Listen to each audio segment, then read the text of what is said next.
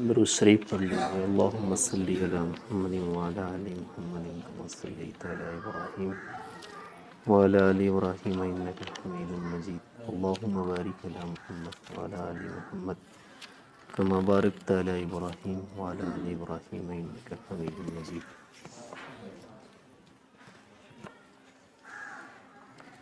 اعوذ باللہ من الشیطان الرجیم، بسم اللہ الرحمن الرحیم۔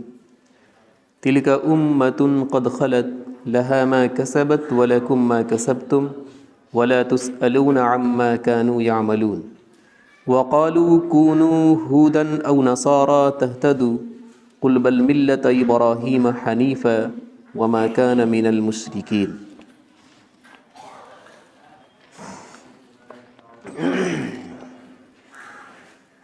بات یہ چل رہی تھی ابراہیم علیہ السلام اور یعقوب علیہ السلام نے اپنے بیٹوں کو وصیت کی کہ مذہب اسلام چھوڑ کر ہم جا رہے ہیں، رہتی زندگی تک تم لوگ اسی پر عمل پیرا رہنا۔ اسے اور صاف کیا تھا سوال کی شکل میں۔ یعقوب علیہ السلام نے اپنے بیٹوں سے پوچھا ما تعبدون من بعدی، میرے بعد تم لوگ کس کی پرستش کرو گے؟ یعقوب کی فکر اپنے بیٹوں کے بارے میں دنیاوی زندگی کی نہیں تھی، آخرت کی تھی۔ ہم سب کی عقل مندی اس بات کے اندر ہے کہ دنیاوی زندگی کی تپش سے جیسے ہم لوگوں نے اپنے اولاد کو بچانے کی کوششیں کی ہیں، اسی طریقے پر آخرت کی بھی تپش سے ہم اپنی اولاد کو بچانے کی کوشش کریں۔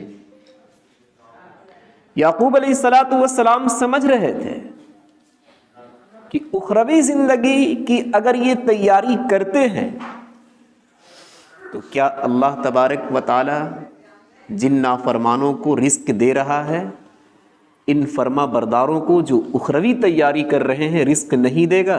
ضرور دے گا۔ ما تعبدون من بعد، یعقوب علیہ السلام نے فرمایا کہ آخرت کے بارے میں بتاؤ تمہاری کیا تیاری ہوگی، میرے بعد تم کس کی پرستش کرو گے؟ صاف جواب ان کا آیا تھا، نعبد الہک و الہ آبائک ابراہیم و اسماعیل و اسحاق الہا واحدا۔ آپ کے جو معبود اور ہمارے آباء و اجداد کے جو معبود ہیں، ابراہیم کے معبود ہیں، اسماعیل کے معبود ہیں، اسحاق کے معبود ہیں، جو ایک ہی ہے، ہم لوگ بھی اسی کی پرستش کریں گے۔ وَنَحْنُ لَهُ مُسْلِمُونَ، اور ہم اسی کے فرما بردار رہیں گے۔ تلک امۃ قد خلت لها ما کسبت ولکم ما کسبتم۔ اللہ نے فرمایا کہ یہ ایک جماعت تھی، گزر گئی، اس کے لیے وہ ہے جو اس نے کیا، وَلَكُمْ مَا كَسَبْتُمْ، اور تمہارے لیے وہ ہے جو تم لوگوں نے کیا۔ اس آیت کے تحت فقہاء نے لکھا ہے کہ قرآن یہ صاف کہہ رہا ہے کہ جن لوگوں نے جو کیا ہے وہ انہی کے لیے ہے۔ اچھے اعمال کیے ہیں اس کا فائدہ ان کو ہی پہنچے گا، برے اعمال کیے ہیں اس کے نقصانات انہی کو پہنچے گا۔ ہمارے آباء و اجداد اگر اچھے اعمال کرتے ہیں تو اچھے اعمال کا فائدہ ہمیں اور آپ کو پہنچنے والا نہیں ہے۔ نعوذ باللہ من ذالک، اگر وہ برے اعمال کرتے ہیں تو برے اعمال کے نقصان ہمیں اور آپ کو پہنچنے والا نہیں ہے۔ لہا ما کسبت ولکم ما کسبتم، جو ان لوگوں نے کیا ان کے لیے ہے اور جو ہم لوگوں نے کیا ہمارے لیے. اسی وجہ سے فقہا نے لکھا ہے کہ غیر مسلموں کی اولاد جو نابالغ ہیں اسی حالت میں وہ انتقال کر گئے تو ان کے آباء و اجداد جو غیر مسلم ہیں ان کا نقصان بچوں کو پہنچنے والا نہیں ہے.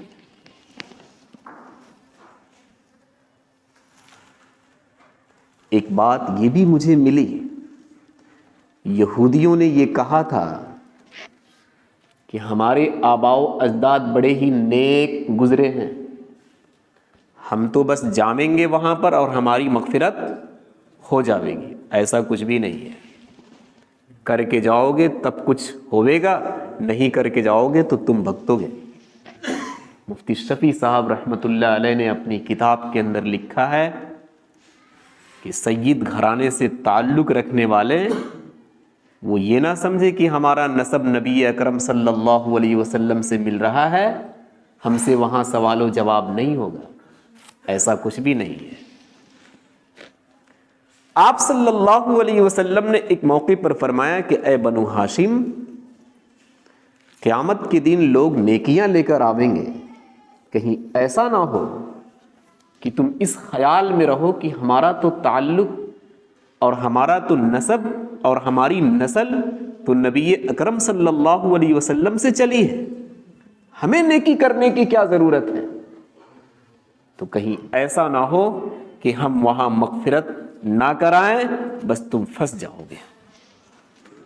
ایک دوسرے موقع پر نبی اکرم صلی اللہ علیہ وسلم نے فرمایا کہ جس شخص کا عمل اسے پیچھے ڈھکیل دے اس کا نسب، اس کی نسل کبھی اسے آگے نہیں بڑھا سکتی ہے.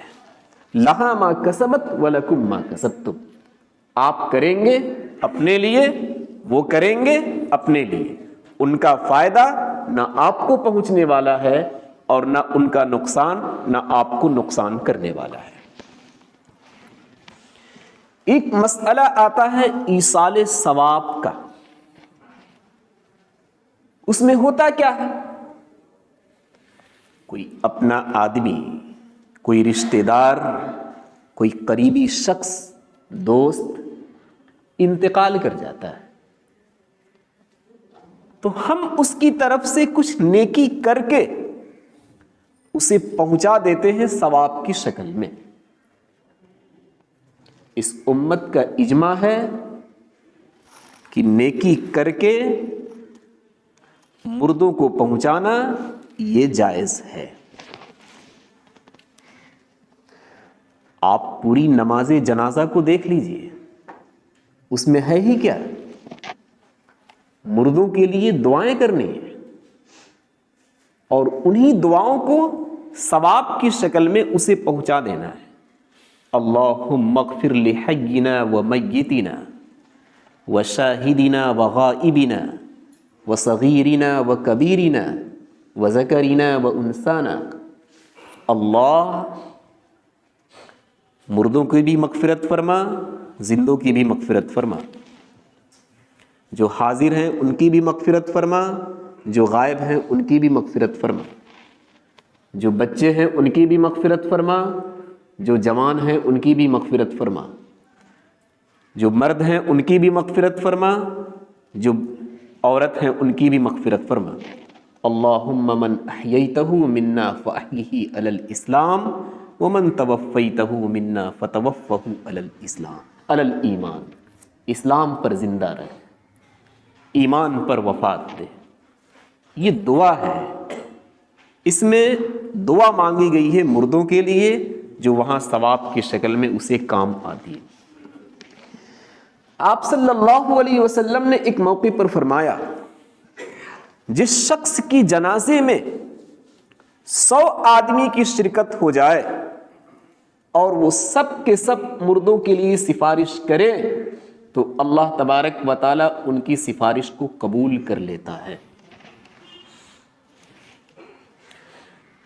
ایک صحابی حضرت سعد رضی اللہ تعالی عنہ انہوں نے فرمایا نبی اکرم صلی اللہ علیہ وسلم سے کہ حضرت ام سعد میری ماں کا انتقال ہو گیا، کون سا صدقہ سب سے افضل ہوگا؟ آپ صلی اللہ علیہ وسلم نے فرمایا کہ پانی کا صدقہ کرو۔ سعد رضی اللہ تعالیٰ عنہ نے کنواں کھدوایا اور ماں کے نام سے صدقہ کر دیا۔ ایک صحابیہ اور ہیں، آپ صلی اللہ علیہ وسلم سے انہوں نے عرض کیا کہ میری ماں کا انتقال ہو گیا، کیا میں کچھ صدقہ کر سکتی ہوں؟ آپ صلی اللہ علیہ وسلم نے فرمایا کہ ہاں۔ فقہاء نے لکھا ہے کہ یہ ساری احادیث بتاتی ہے کہ کوئی بھی نیکی آپ کر کے اس کا ثواب اپنے مردوں کو پہنچانا چاہتے ہیں تو آپ پہنچا سکتے ہیں، یہ ثواب ان کو پہنچ جائے گا۔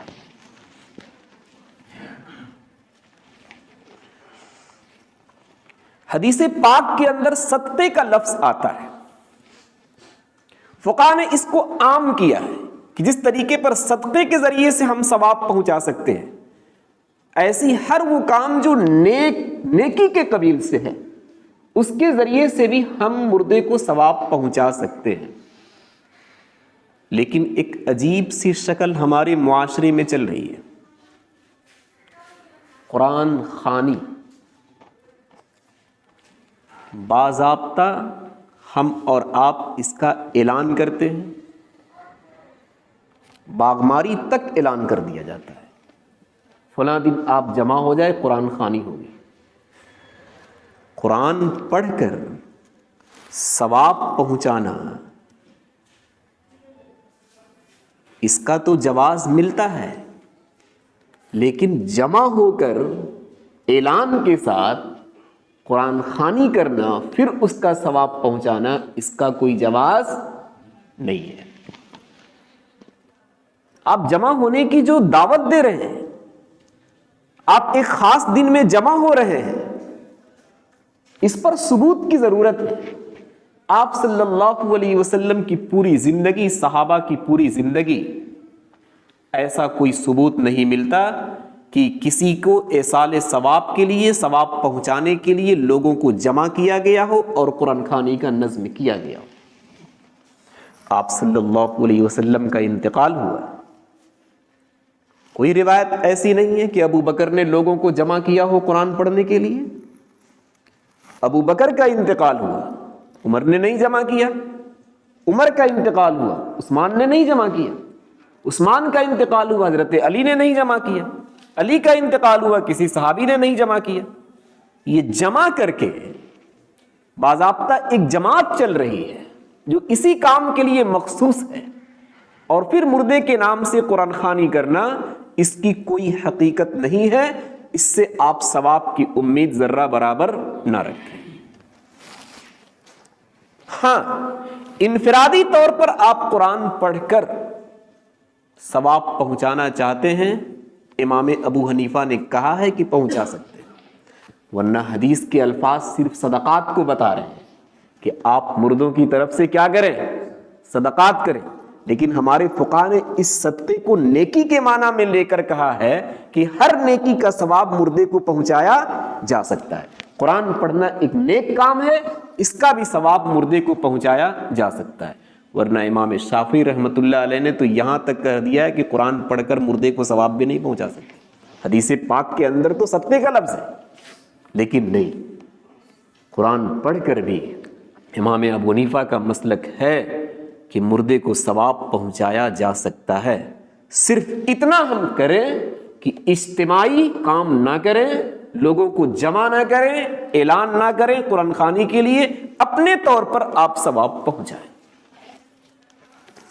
تلک امۃ قد خلت لہا ما کسبت ولکم ما کسبتم، یہ ایک جماعت تھی جو گزر گئی، اس کے لیے وہ ہے جو اس نے کیا اور تمہارے لیے وہ ہے جو تم نے کیا۔ وَلَا تُسْأَلُونَ عَمَّا كَانُوا يَعْمَلُونَ، تم سے نہیں پوچھا جاوے گا اس کے بارے میں جو وہ کرتے تھے، جو کر کے گئے ان کا عمل ان کے ساتھ، ان کے عمل کے بارے میں تم سے کوئی سوال نہیں کیا جاوے گا۔ 27ویں پارے کے اندر ایک بڑا اچھا سا مضمون ہے، اللہ تزر وازرۃ وزر اخرى، وَأَنَّ لِلْإِنسَانِ لَيْسَ مَا سَعَى وَأَن لَيْسَ لِلْإِنسَانِ مَا سَعَى. کوئی کسی کا بوجھ اٹھانے والا وہاں پر کسی کا بوجھ نہیں اٹھا پائے گا. ہر شخص کی کوشش اسی کو کام آئے گی، دوسرے کو کام نہیں آئے گی. وَإِن تَدْعُ مُثْقَلَةٌ إِلَىٰ حِمْلِهَا لَا يُحْمَلْ مِنْهُ شَيْءٌ. کوئی بوجھ اٹھانے والا اگر چاہے کہ ہم کسی کا بوجھ اٹھا لیں، وہاں پر وہ بوجھ نہیں اٹھا پائے گا. ایک شخص نبی کے زمانے میں ایمان لے آیا تو ولید ابن مغیرہ نے کہا کہ تم ایمان کیوں لائے؟ تمہیں آخرت میں راحت کی ضرورت ہے، مغفرت کی ضرورت ہے، تمہیں کچھ کامیابی کی ضرورت ہے، مجھے کچھ مال دے دو، میں تمہاری کامیابی کی گارنٹی آخرت میں لے لیتا ہوں. ایمان لانے کی کوئی ضرورت نہیں ہے. اللہ تبارک و تعالیٰ نے اس آیت کو نازل کیا، اللہ تزر وازرۃ وزر اخری. کوئی بوجھ اٹھانے والا شخص کسی دوسرے کا بوجھ نہیں اٹھا سکتا ہے. ایسی آپ کا عمل خود آپ کو فائدہ دے گا. اس آیت کے تحت ایک اور مضمون لکھا ہوا ہے. آپ کی نماز اپنے لیے ہوگی. آپ اگر چاہیں کہ کسی دوسرے کے لیے ہم نماز پڑھ لیں اور دوسرا آزاد پھرتا چلے، یہ آپ کی نماز اس کی طرف سے کافی نہیں ہوگی، اس کو الگ سے پڑھنا پڑے گا. آپ کا روزہ آپ کے لیے ہوگا، دوسرے کی طرف سے آپ روزہ رکھیں، اسے آزاد کر دیں، یہ روزہ کوئی کام نہیں آئے گا. ہاں اگر آپ حج کر رہے ہیں، حج بدل، ایسے ہی آپ زکوٰۃ دے رہے ہیں، اس کی طرف سے فقہا نے یہاں اجازت دی ہے. اور غور کرنے پر پتہ چلتا ہے کہ دراصل حج بدل جو آپ کر رہے ہیں تو پورا خرچہ اسی کا لگ رہا ہے. زکوٰۃ جو دے رہے ہیں صرف آپ وکیل کے درجے میں ہیں، اسی نے اپنے مال سے نکال کر آپ کے حوالے کیا ہے پیسے، تو دراصل آپ اپنی طرف سے نہیں دے رہے ہیں بلکہ اسی کا مال آپ دے رہے ہیں. الغرض کوئی وہاں بوجھ دوسرے کا اٹھانے والا نہیں ملے گا.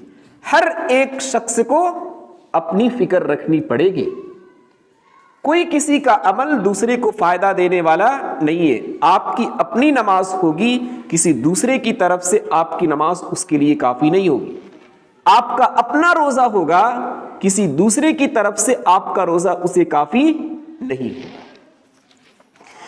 وَلَا تُسْأَلُونَ عَمَّا كَانُوا يَعْمَلُونَ. پہلے کے لوگ بڑے ہی چالاک تھے.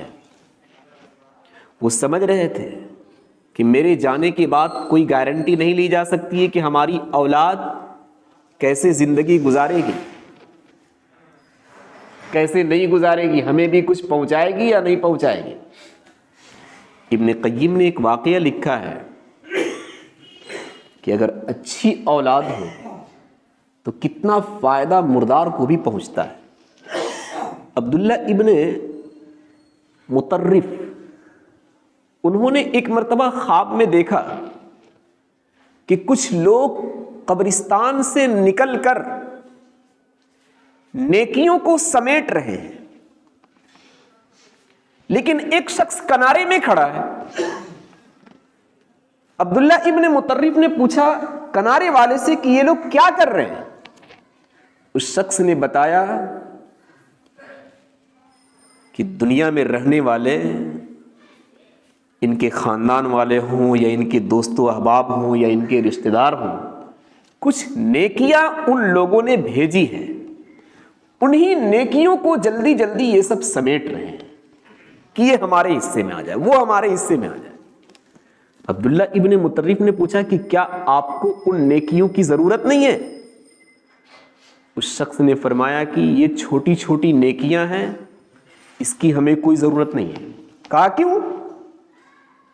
میرا ایک بچہ ہے جو حافظ قرآن ہے، مٹھائی کی دکان کھولے ہوئے ہے، اس دکان پر رہتا ہے، کوئی آ گیا خریدنے والا اسے دے دیتا ہے، ورنہ وہ ہر وقت ہاتھ میں قرآن لے کر قرآن کی تلاوت کرتا رہتا ہے۔ روزانے کا اس کا معمول ہے کہ پورا ایک مکمل قرآن کرتا ہے اور ہمیں بھیج دیتا ہے۔ وہ ہمارے لیے کافی ہے، یہ چھوٹی چھوٹی نیکیوں کی ہمیں یہاں کوئی ضرورت نہیں ہے۔ عبداللہ ابن مطرف کی جب نیند کھلی تو وہ بازار میں چکر لگانے کے لیے گئے۔ اس شخص نے اپنی دکان کی پہچان بھی بتا دی، بچے کا نام بھی بتا دیا۔ پتہ لگاتے لگاتے اس دکان پر پہنچے، دیکھیں واقعتاً مٹھائی کی دکان ہے، ایک بچہ ہے جو قرآن ہاتھ میں لیے ہوئے۔ گئے دکان پر، مٹھائیوں کی قیمت پوچھی، مٹھائی تو لینی نہیں تھی۔ بچہ قرآن بند کر کے ان سے باتیں کرنے لگا۔ پھر انہوں نے پوچھا کہ میرے بیٹے تمہارا نام کیا ہے؟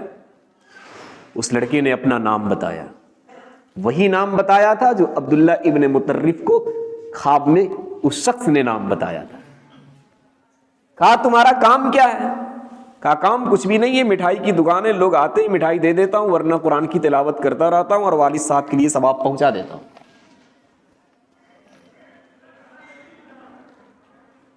تو عبداللہ ابن مطرف نے فرمایا کہ یہ کیوں کام کر رہے ہو؟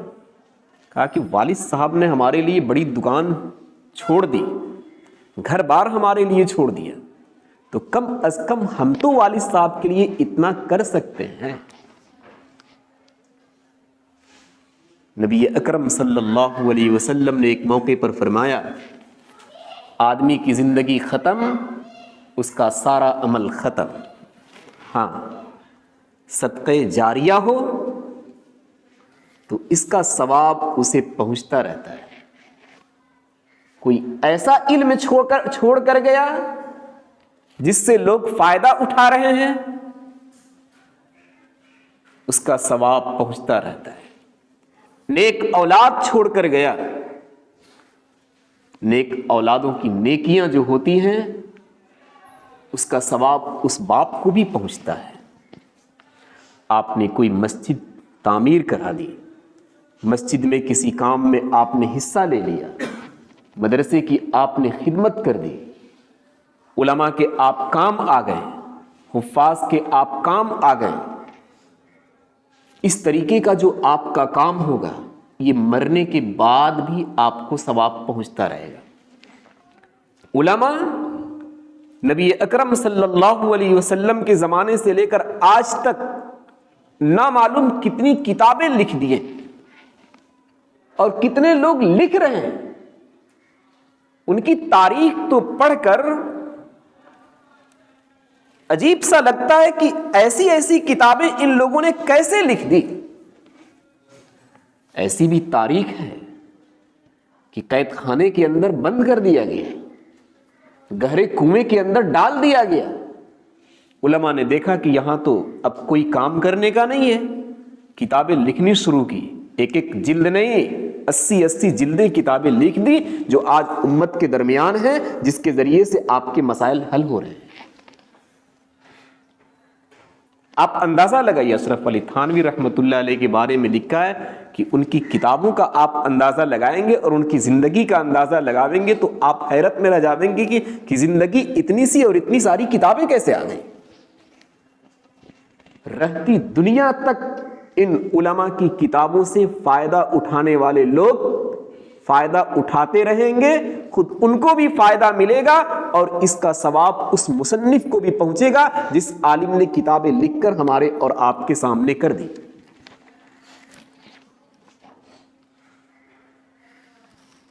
نیک اولاد، اگر یہ کوئی نیکی کرتی ہے تو اس کا ثواب آپ کو بھی پہنچے گا۔ ایسا نہیں ہے کہ ثواب کاٹ کر اللہ تبارک و تعالیٰ دے دے گا، نہیں، اللہ کے خزانے میں کسی چیز کی کوئی کمی نہیں ہے۔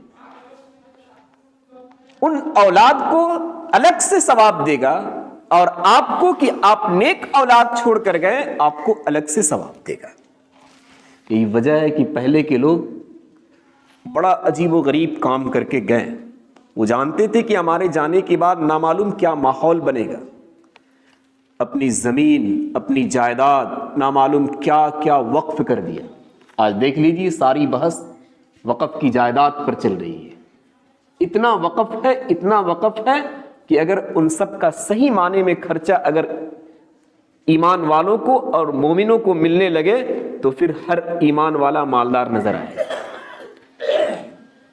وہ رہتی دنیا تک لوگ اس سے فائدہ اٹھاتے رہیں گے. کچھ ان مردوں کے لیے کریں یا نہ کریں لیکن فائدہ اٹھانے کی وجہ سے جو وقف کر کے گئے ہیں ان کو ثواب ملتا رہے گا. اللہ تبارک اللہ کے رسول صلی اللہ علیہ وسلم نے صاف فرمایا صدقہ جاریہ جو ہو، مسجد کی شکل میں، مدرسے کی شکل میں، خانقاہ کی شکل میں، قبرستان کی شکل میں، کتابوں کی شکل میں، جو بھی ہو، یہ پہنچتا رہے گا. کوئی عالم علم چھوڑ کر گیا جس سے لوگ فائدہ اٹھا رہے ہیں، اس کا ثواب عالم کو پہنچتا رہے گا. نیک اولاد چھوڑ کر گئے آپ، وہ نیک اولاد جو بھی نیکیاں کریں گی وہ سارا فائدہ آپ کو پہنچتا رہے گا. تلک امۃ قد خلت لہا ما کسبت ولکم ما کسبتم، یہ ایک جماعت تھی جو گزر گئی. لہا ما کسبت ولکم ما کسبتم، اس کے لیے وہ ہے جو اس نے کیا اور تمہارے لیے وہ ہے جو تم نے کیا. ولا تسألون عما كانوا يعملون، اور تم لوگوں سے نہیں پوچھا جاوے گا اس کے بارے میں جو وہ کر رہے تھے. وقالوا كونوا هودا او نصارى تهتدوا، آپ صلی اللہ علیہ وسلم کے زمانے میں جو یہود و نصارہ تھے ایمان والوں سے ملتے تھے. یہودیوں کا حال یہ تھا وہ کہتے تھے تم لوگ یہودی بن جاؤ. نصرانیوں کا حال یہ تھا کہ وہ کہتے تھے کہ تم لوگ نصارہ بن جاؤ، راہ راست پر آ جاؤ. اللہ تبارک و تعالیٰ نے جواب دیا قل بل ملت ابراہیم حنیفا، تمہارے مذہب کے اندر تو رد و بدل ہو چکا ہے. جو آسمانی کتابیں اتری ہیں خود تمہاری لوگوں نے اسے بدل دیا ہے. ہم اس پر ایمان لانے والے نہیں ہیں، ہم اب یہود و نصارہ بننے والے نہیں ہیں. بل ملت ابراہیم حنیفا، ابراہیم علیہ السلام نے جو مذہب بالفاظ دیگر اسلام کو جو پیش کیا ہے، یکسو ہو کر ہم اسی مذہب کو مانیں گے. ہم نہ تو یہودی بنیں گے اور نہ ہی نصرانی بنیں گے. وما كان من المشرکین، اور مشرکوں میں سے ہم نہیں ہوئیں گے. بس ایک مسئلہ بھی تھا کہ مستقل طور پر مصلی بچھا کر کسی جگہ کو اپنے لیے خاص کر لینا مسجد کے اندر. فقہائے کرام اس کی اجازت نہیں دیتے. مسجد عام ہے، جو جہاں آوے گا وہ نماز پڑھے گا. آپ ہمیشہ کے لیے مصلی بچھا کر اس جگہ کو خاص کر لیں، ایسا نہیں. ہاں آپ جب آویں آپ کے ہاتھ میں مصلی ہو، آپ جہاں چاہیں بچھا کر پڑھ لیں. ایک جگہ کو خاص کر لینا یہ صحیح نہیں. ویسے بھی سمجھ میں نہیں آتا آپ جگہ کو بدل کر نماز پڑھیں، اس لیے کہ قیامت کے دن یہ ساری جگہیں آپ کے حق میں گواہی دیں گے کہ ہمارے یہاں نماز پڑھی گئی ہے. وہ جگہ کہے گی ہمارے یہاں بھی نماز پڑھی اس نے، وہ جگہ کہے گی ہمارے یہاں بھی نماز پڑھی اس نے. آپ ایک ہی جگہ پر پڑھیں گے تو ایک ہی جگہ کی گواہی پڑے گی. تو اس سے اچھا ہے کہ کئی جگہوں پر آپ نماز پڑھیں تاکہ ساری جگہوں کی گواہی آپ کے حق میں پڑے. سبحان اللہ.